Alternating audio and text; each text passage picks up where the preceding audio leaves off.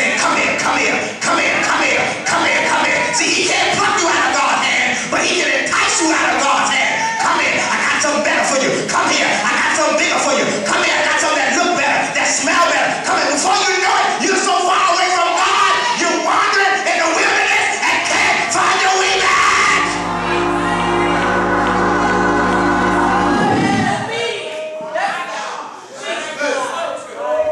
Listen here, our enemy is the devil, and he is a roaring lion seeking whom he may devour.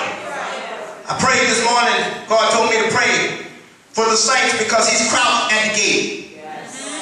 And he can't come in, but he waiting for you to come out.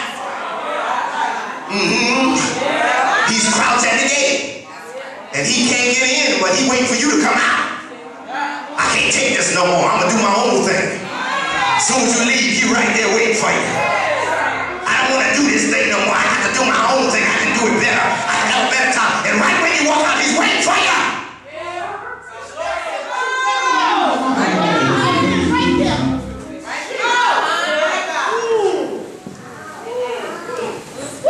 Listen, darkness has a way of surrounding you, especially when your light is nearly out. And some of y'all, the truth be told, your light is flickering. You're not shining as bright as you think you are. You're not as bright as you want other folk to think you are. When your light is dim, don't try to go in a room full of darkness, because darkness has a way of surrounding you. I want you to see this now. I want you to see how the enemy defeated Belshazzar. During the same night that he was having his party, the enemy dried up his river and sent in their armies underneath the wall. They didn't go over the wall. They dried up his river and went under the wall. Beloved, we must always watch, fight, and pray, because Satan is attempting to dry up our river. You know, it represents your joy. Attempting to dry up your river and send ambushments underneath our walls. Don't lose regard for the devil. Second thing God gave me in the final point, why this king's party was shut down, because Belshazzar lost respect for God. Now I want you to see the order God gave it to me in. He lost respect for the enemy. Then he lost respect for God. He lost respect for the enemy. He lost regard for the enemy. Then he lost respect for God. The grandfather of Belshazzar was King Nebuchadnezzar. You remember him, don't you?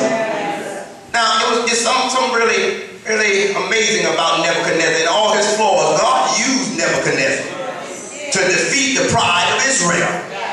It was King Nebuchadnezzar who had taken the Hebrew children to Babylon.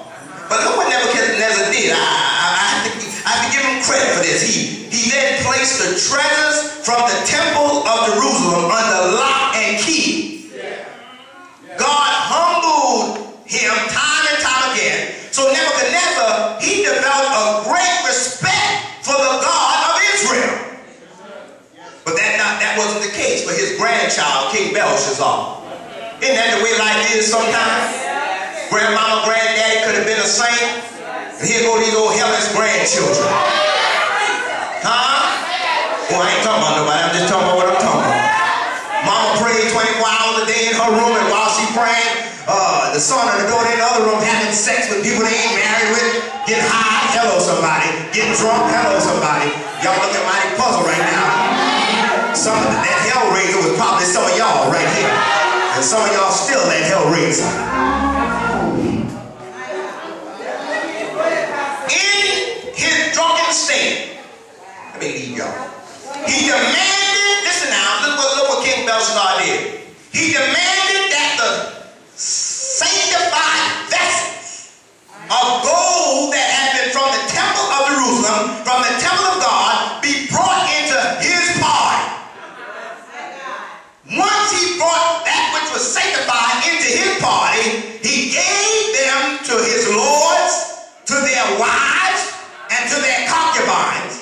He then made toast with God's vessels, sanctified vessels. He made toast with holy vessels to the God of gold, silver, stone, and wood. And at that time, God got angry.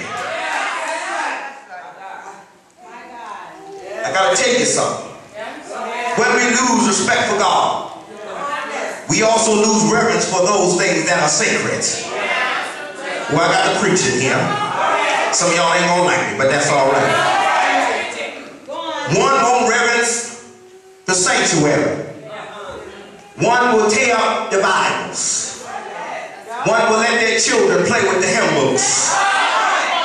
One will come and just lay all kind of stuff on this communion table. Take the bulletins right on them and throw them on the floor. Walk up and down in this pulpit without authority from the proper priests or the Levites if one has lost reverence for God. You don't reverence God, you won't reverence his house.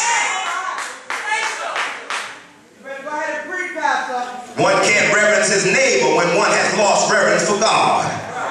When we lose reverence for God, it's easy to talk about one another, downgrade one another, and disobey spiritual leadership.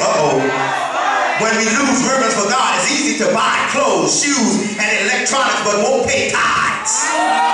When we lose reverence for God, it's no problem to splurge on vacations, but refuse to sow seeds.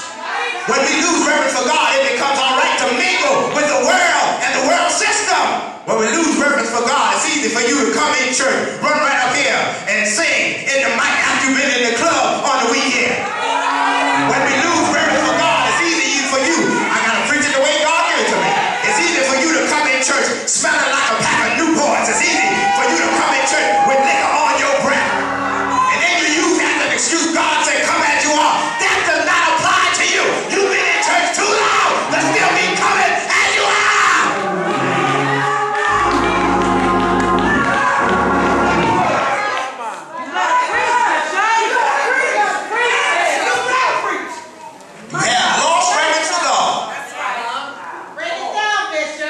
Put your mouth on these holy mics after your mouth been in places it should not be. And I'm not just talking about heterosexuals, I'm talking about these secret homosexuals I got around here too. When you lose reverence for God, you don't reverence those things that are sacred.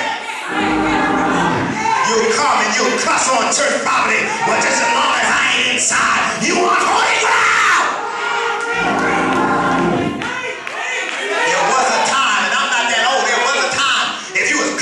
Or if you was playing loud music, and if you just drove by any church, you would shut it down until you got past the church. But now, not only the world is doing it, church folks driving up to the church, playing R&B, playing it loud, cussing, talking about folks, cigarettes hanging out their mouth. God said, beware, your body is coming to an end.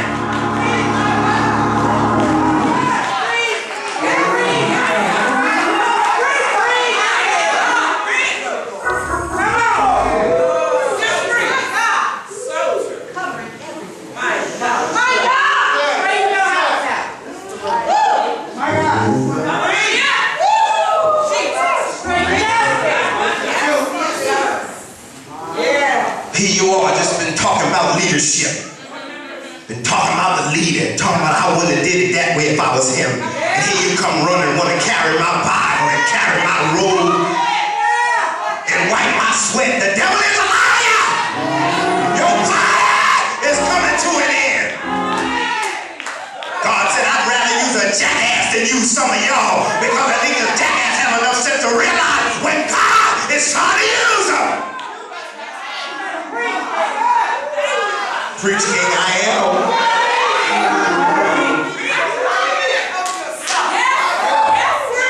Let me leave y'all alone.